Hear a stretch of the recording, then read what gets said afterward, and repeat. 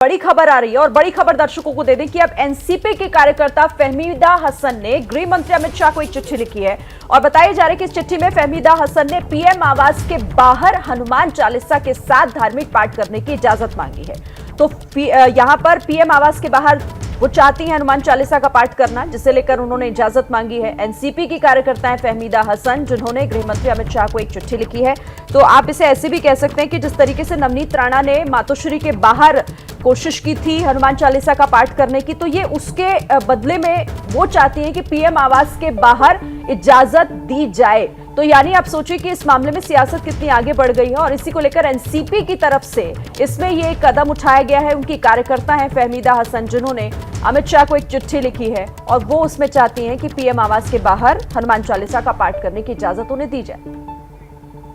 हमारे देश के प्यारे गृह मंत्री अमित शाह मोटा भाई से मैंने एक इजाजत मांगी है हमारे पीएम नरेंद्र मोदी जी के आवास के बाहर सर्वधर्मीय प्रार्थना करने के लिए, क्योंकि अगर यही तरीके से हम उनका जैनिज्म, हम लोगों का ईमान अगर हिंदुत्व जगा सके तो ये बहुत अच्छी बात है। और ऐसे हिंदुत्व, ऐसे जैनिज्म और ऐसे अगर ईमान जागरूक होके अगर हमारे देश को कोई फायदा पहुंच सकता है कि जैसे कि महंगाई कम हो सकती है, बेरोजगारी दूर हो सकती है, लोगों को रोजगार मिल सकता है, जीडीपी का रेट कम हो सकता है, देश जो भूखमरी की ओर जा रहा है वहां कहीं ना कहीं रुक सकता है। तो मैं आपके जरिए उनका जैनिज्म जगाने के लिए नवकार मंत्र का एक पाठ पढ़ना चाहूंगी।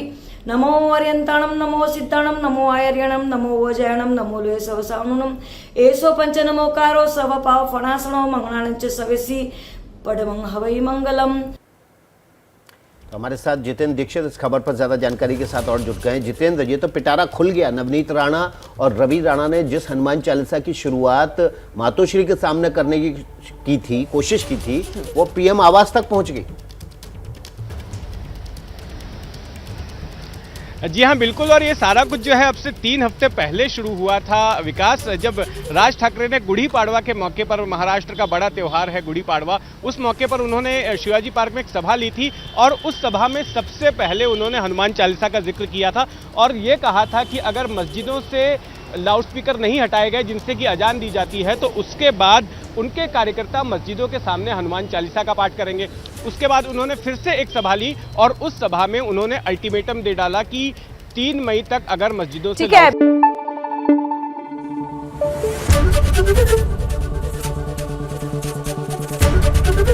एबीपी न्यूज आपको रखे आगे।